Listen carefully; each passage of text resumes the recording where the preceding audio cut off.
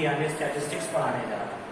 Statistics का मतलब क्या होता है कि हमें बहुत सी संख्याओं को दिया हुआ है, उसका एक साथ माध्य निकाल लेना, और माध्य निकालने में सबसे पहली चीज क्या होती है, समांतर माध्य निकालना।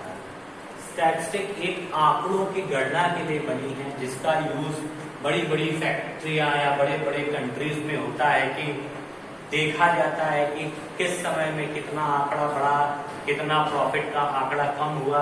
तो इसकी सारी गणना हम लोग स्टैटिस्टिक्स के अंदर ही करते हैं।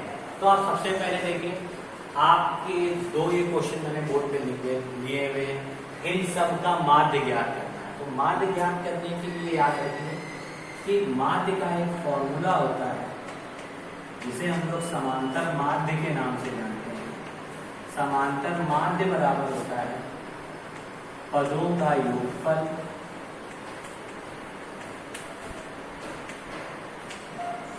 बटे पदों की संख्या। किसी का भी माध्य निकालना हो तो हम लोग इस फॉर्मूले को अप्लाई करते हैं, पदों का योगफल बटे पदों की संख्या। तो देखिए, समांतर माध्य बराबर पदों का योगफल। पद कौन कौन से हैं? 155 पहला प्लस 158 प्लस 152 प्लस 144 प्लस 151। ये पदों का योगफल हो गया बटे पदों की संख्या। पद गिन लीजिए, 1 2 3 4 5। पदों की संख्या हमारी क्या है? 5। तो देखिए, इन सारी संख्याओं को जब आप ऐड करेंगे, 155, 158 और 152, 144 और 151, इन सबको आप ऐड करेंगे तो आएगा आपका 760 अपॉन 5। जब इनको आप आपस में डिवाइड करेंगे तो आपका आंसर आएगा 150। तो इन सभी का माध्य क्या हो गया? 152। हमारे इस सवाल में सबकी लंबाइयां दे रखी थी, महेश, दिनेश, रवि, किशन और मानव की। तो ये सबकी लंबाइयां दे रखी थी, इनका माध्य निकालना था कि जिससे हमें पता चल जाए कि लगभग बीच का वैल्यू इसकी क्या है। तो बीच की वैल्यू निकालने के लिए समांतर माध्य का फॉर्मूला, पदों का योगफल बटे पदों की संख्या निकाला, सारे टर्म्स को ऐड कर दिया, टोटल 5 पद थे, डिवाइड कर दिया 152। तो सवाल नंबर 1 आपका कंप्लीट हो गया। अब क्वेश्चन नंबर 2 देखिए, विद्यार्थियों की लंबाई सेंटीमीटर में निम्नलिखित, इनका माध्य ज्ञात कीजिए। माध्य और समांतर माध्य एक ही चीज होती है, तो हम माध्य बराबर क्या लिखेंगे? यहाँ पे भी पदों का योगफल बटे पदों की संख्या। ठीक है, तो देखिए, पदों का योगफल निकाल लीजिए। चाहे आप पद को पहले आरोही क्रम में लिख लीजिए, अगर आप नहीं भी लिखते हैं तो भी चल जाएगा, पर मैं आपको लिख के ही बता दे रहा हूं। जैसे सबसे छोटा पद आपका 132 है, तो सबसे पहले 132 लिख लीजिए, प्लस उससे बड़ा पद आपका है जो 132 से बड़ा है, वो है 135। ये हमने 135 लिख दिया। फिर प्लस 135 से बड़ा है 139, 139 लिख लिया। प्लस उससे बड़ा है 140, 140 लिख लिया। उससे बड़ा पद है 141, 141 लिख लिया। उसके बाद हमारा पद 136 एक छूट गया है, तो 136 हमको लिखना चाहिए था। देखिए, इसमें एक पद आपका छूट गया है, तो यहाँ पे आप 136 कर लीजिए। फिर यहाँ आप 139 कर लीजिए, और यहाँ आप 140 करिए, और इसके बाद यहाँ 141, तो इतने पद आपके लिख गए। इसके बाद 141 के बाद 145 है, 145 के बाद 149 है, 149 के बाद आपका अगला टर्म आ जाता है 158। इसके बाद वाला पद है आपका 160। फिर आपका पद पड़ता है 165 और लास्ट में आपका पद आता है 170। ये मैंने इसको पहले सबको छोटे से बड़े के क्रम में लिखा। 132, 135, 136, 139, 140, 141, 145, 149, 158, 160, 165 एंड 170 सबको लिख लिया और अपॉन का निशान लगाया, क्योंकि ये सारे पदों के योगफल थे। पदों की संख्या कितनी है? 1 2 3 4 5 6 7 8 9 10 11 12। यहाँ हमने लिख ली 12। एक बार आप ऊपर दी हुई संख्या से मैच कर लीजिए कि 12 ही आता है कि नहीं।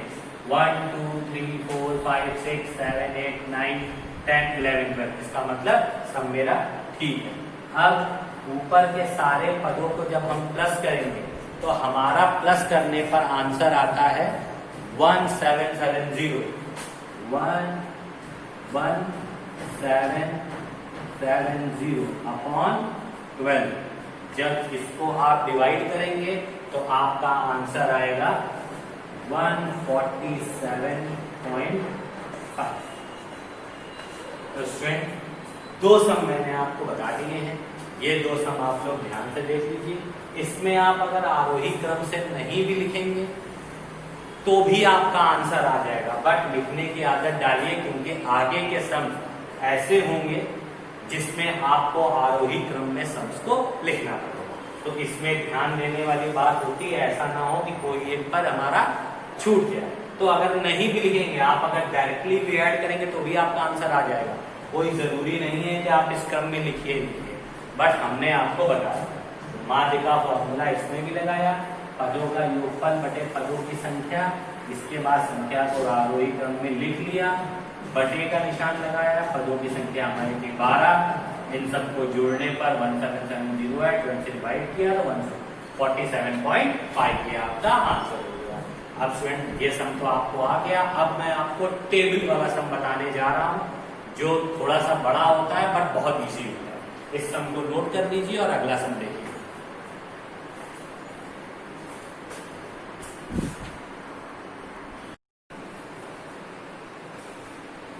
देखिए स्टूडेंट, 30 घरों का मासिक किराया निम्न तालिका द्वारा लिखा है।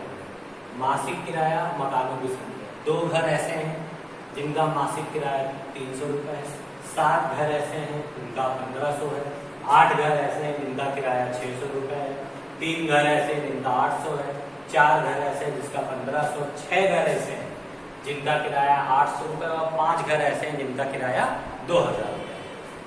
सारणी का प्रयोग करके मासिक किराया ज्ञात कीजिए। देखिए सारणी का प्रयोग करने के लिए क्या करेंगे, सबसे पहले एक टेबल बनाएंगे, उस पर सबसे पहले लिखिए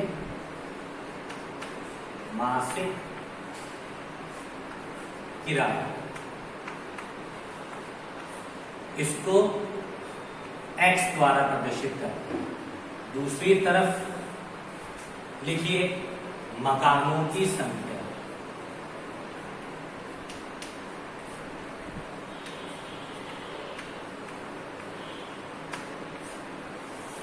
इसको स्मॉल f यानी इसको बोलते हैं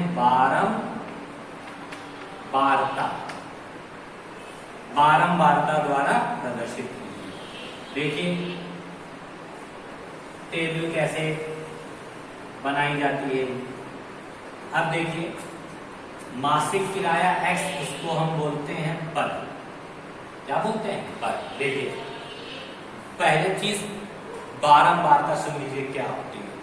कोई चीज बार बार पूछी जाए तो वो होती है बारंबारता। देखिए घर यहाँ 2 है, यानी घर 2 बार आया। यहाँ घर कितनी बार आया? 7 बार। यहाँ घरों की संख्या क्या है? 8, यानी ये घर 8 बार आया। यहाँ घरों की संख्या कितनी है? 3, यानी घर 3 बार आया। तो इसमें हम घरों की संख्या बार बार आ रही है, इसीलिए ये बारंबारता बन गई। ऊपर वाला पर है, क्योंकि सबका निर्धारित किराया है 300, 500 ऐसे। तो सबसे पहले लिखिए 300, फिर 500, फिर 600, 800, 1500, 1800 और लास्ट में आपका 2000। ठीक है, ये हमने पदों की थोड़ा सा दूर दूर हो जा रहा है, हम आपको पास पास लिख रहे हैं, ऐसा ना हो कि ये पूरा आए ना। देखिए हम फिर से लिख रहे हैं थोड़ा सा पास पास कि 300, 300 के बाद ये लाइन मैंने ड्रॉ करी, 500, 500 के बाद 600, 600 के बाद 800, 800 के बाद 1500, 1800, 2000, 1500,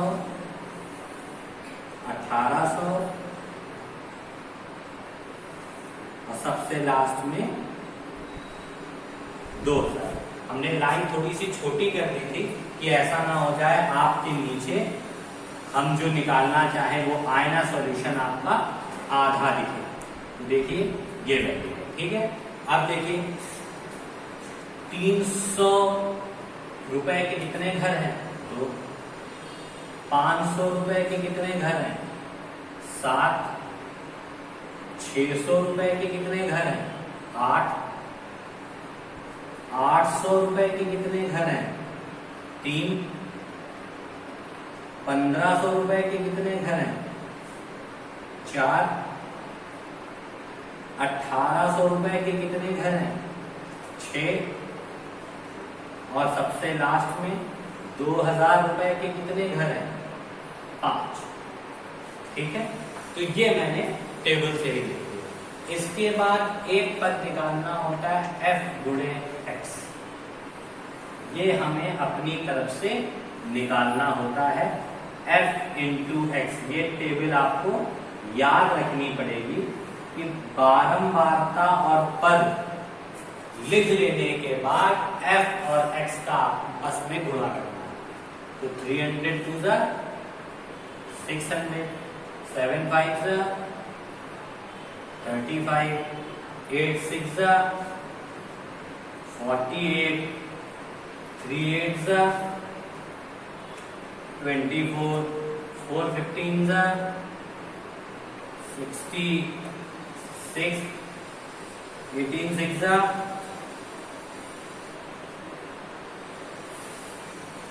108 और 00 और 5 इंटू 2000। देखिए ये मेरा मल्टीप्लाई आ गया। अब ये मल्टीप्लाई कैसे किया मैंने? 3 का 2 में मल्टीप्लाई किया, 6 लिखा और 2 0 ऐसे ही नोट कर दिए। 7 का 5 में मल्टीप्लाई किया, 35 लिखा और 2 0 को ऐसे ही नोट कर दिया। 8 का 6 में मल्टीप्लाई किया, 48 लिखा और पीछे के 2 0 को ऐसे ही लिख दिया। 8 का 3 इस 3 का इस 8 में मल्टीप्लाई किया, 24 आया, बाकी 2 0 ऐसे नोट कर दिए। 4 का 15 में मल्टीप्लाई किया, 60 आया, 60 लिखा और पीछे के 2 0 मैंने एज इट इज नोट कर दिए। और 6 का 18 में मल्टीप्लाई किया तो 108 आया और पीछे जो 2 0 लगे थे वो मैंने ऐसे ही लिख दिए। सेम चीज हमने नीचे कर दी। इतना करने के बाद हमको इसमें क्या निकालना होता है? याद रखिए sigma fx upon n। Sigma fx क्या होता है? या सिग्मा fx अपॉन n लिखिए या sigma fx upon sigma f। Sigma fx का मतलब होता है, सिग्मा का मतलब होता है जोड़ना और f इंटू एक्स का मतलब होता है f और x के पदों को। तो 600 में 350, 400, ये सारी संख्याएं जब हम लोग जोड़ते हैं तो आपका जोड़ने में मान आता है 38100।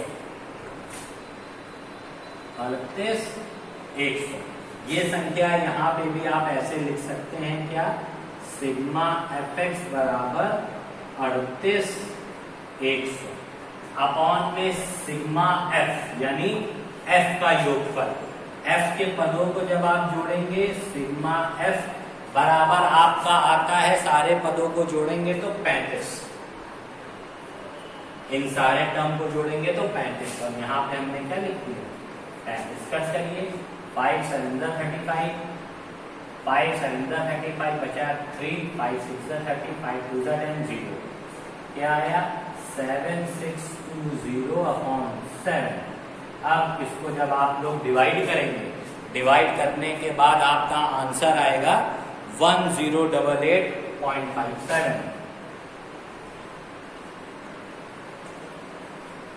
ये हो गया आपका आंसर।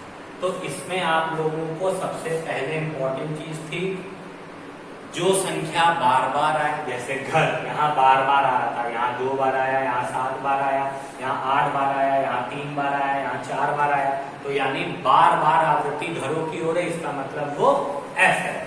तो अपने आप मन में बना लीजिए, नीचे वाली संख्या हमारी क्या हो गई f, ऊपर वाली संख्या हमारी पद है, इसलिए ऊपर वाली संख्या अपने आप क्या बना लीजिए x। इसके बाद आपको याद रखना है टेबल में कि हमको इसके बाद क्या करना है f इंटू एक्स।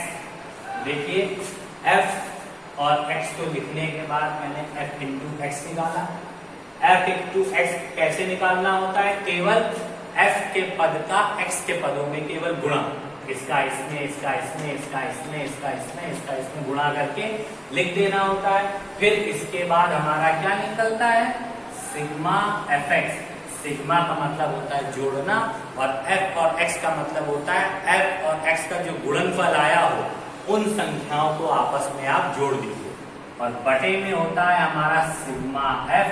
फिर सिग्मा का मतलब होता है जोड़ना, f का मतलब होता है बारंबारता, यानी बारंबारता के पदों को जोड़ना। जोड़ के आपस में इस तरीके से पूरा लिख के ये आपका क्या निकल आता है हमारा मासिक किराया सम। ठीक है, यानी मासिक किराए का माध्य निकल आता है। तो स्टूडेंट इस सम को भी नोट कर लीजिए, इंपॉर्टेंट सम है। टेबल लर्न करनी पड़ती है, सबसे इंपॉर्टेंट होता है किसको x और किसको f माने, और टेबल जब आपको लर्न होगी कि इसके बाद f इंटू एक्स निकालना है तो अपने आप गुणा कर दोगे। जब ये फॉर्मूला लर्न होगा कि हमको सिग्मा fx निकालना है, यानी सिग्मा मतलब होता है जोड़ना, और f और x के गुणनफल को जोड़ लोगे। सिग्मा f आपको याद होना चाहिए, सिग्मा f यानी जोड़ लेना, जोड़ के आपस में डिवाइड करके सम को सॉल्व करना। तो स्टूडेंट इसको नोट कर लीजिए, और इस टाइप का बाकी सम आपको हम अपने नेक्स्ट वीडियो में बताएंगे। तब तक इस सम को अच्छी तरह नोट कर लीजिए, और कुछ ना समझ में आए तो हमको कॉल और मैसेज के थ्रू पूछिए। Thank you and have a nice day.